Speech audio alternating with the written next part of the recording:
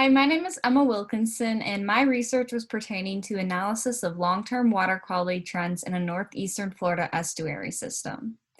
The estuary system that I looked at was the Guantanamo-Matanzas National Estuarine Research Reserve, and I did this using the system-wide monitoring program that monitors water quality at several sites in our area, including Pine Island and Palliser Creek.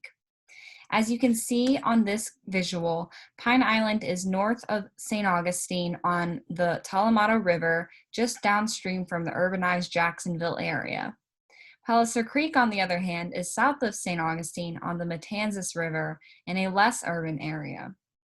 The question that was driving my research this semester was, is Pine Island experiencing eutrophication from urban runoff?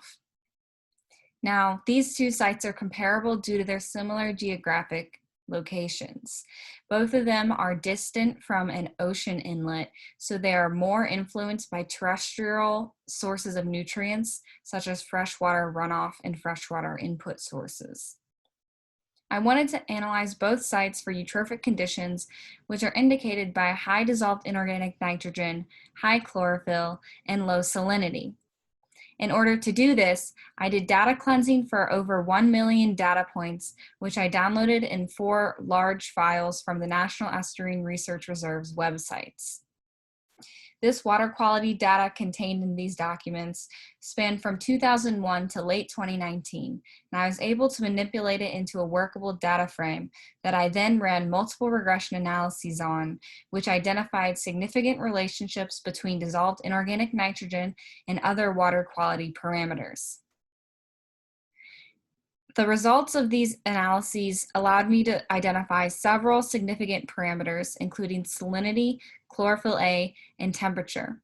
If you look to figure 4, you can see the significant parameters starred in these regression outputs. There was also other water quality parameters included in the data set that I looked at in my analyses, but did not find any significant relationship with dissolved inorganic nitrogen, and these included turbidity, phosphate, and dissolved oxygen. These tests allow me to find out that seasonal variation in nutrient cycling controls dissolved inorganic nitrogen at both sites. If you look to figure 2, these two charts display mean yearly total dissolved inorganic nitrogen for Pine Island on top and Palliser Creek on the bottom. The y-axis displays the dissolved inorganic nitrogen levels, and the x-axis displays the years. These figures show nutrient cycling, which is evident in the peaks and the troughs, as the troughs display a decrease in nutrient levels in the system due to it being consumed by chlorophyll, algae, and other plant growth, and the peaks indicate a spike in that nutrients as this natural process occurs. At Pine Island, you can see this decreases apparently over time, while at Palliser Creek, the nutrients in the cycling remain at constant level of peaks over time. This does not suggest that Pine Island is a eutrophic system. In terms of seasonal variation, if you'll look at figure 3, these two charts display the correlation between dissolved inorganic nitrogen and salinity for Pine Island on top and Palliser Creek on the bottom. The y-axis displays the dissolved inorganic nitrogen levels, and the x-axis displays the salinity. The relationship between dissolved inorganic nitrogen and salinity represents nutrients introduced via runoff. Seasonal variation factors into this, and it's important because, as you know, Florida has a rainy season, which means one season has a greater amount of freshwater runoff than another, making seasonal variation an important factor in the correlation of these two variables.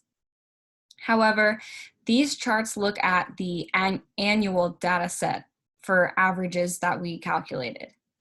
And since there's only 19 points on this chart, it's a small sample size, and the annual averages cut out a lot of seasonal variation, which made these correlations very weak, as you can see by these trend lines with a small slope. This led us to look at our monthly average data set as we went into our multiple regression analyses so that we didn't exclude this important seasonal variation. Another point that we came up with was anthropogenic forcing doesn't influence nutrient levels in isolation. And this is very clear when you look at the regression analyses outputs. Up on top in this yellow box, I have the Pine Island model equation as well as the Palliser Creek model equation. And there are independent variables that we looked at in association to DIN levels in these models. As you can see here, they were salinity, chlorophyll A, and temperature. Here we have in figure 4, the outputs for these two regression models. And for Pine Island, our R-squared value ended up being 0.3368. This essentially is saying that about 33% of the variation in dissolved inorganic nitrogen at Pine Island can be explained by the variation in the independent variables at this site. Palliser Creek's R-squared value was lower in comparison at 0.2308. And what this is saying is that Pine Island is a more naturally controlled system. And you can also see this in the fact that chlorophyll controls dissolved inorganic nitrogen with greater significance at Pine Island than it does at Palliser Creek. If you look at the p-value for chlorophyll at Pine Island, you can see that it is much smaller and more significant than the p-value for chlorophyll at Palliser Creek. Our last chart is a decomposition of additive time series for dissolved inorganic nitrogen at Pine Island. What this chart is showing is the data that you put into the software comes back with a certain observed trend. And this time series analysis is finding cyclical patterns in that data as well as random variation and removing them so we're left with the trend in dissolved inorganic nitrogen over time. As you can see in this trend line here, there's an apparent decrease in dissolved inorganic nitrogen at Pine Island over time. And this is similar to what we see in figure 2 with this apparent decrease in the dissolved inorganic nitrogen trend over time. So this data leads me to the conclusion that Pine Island is not experiencing eutrophication. This is because of that apparent negative trend in DIN over time. Though there is no statistical significance behind this negative trend. If future annual data is continued to be collected, then there will be enough evidence to run these tests again with more data and determine whether or not that trend is significant and something that we should be looking into further. This type of research is important because as Northeast Florida is urbanized further and Jacksonville continues its urban sprawl, we need to be looking at our estuarine water quality as a signal for ecosystem health as a whole.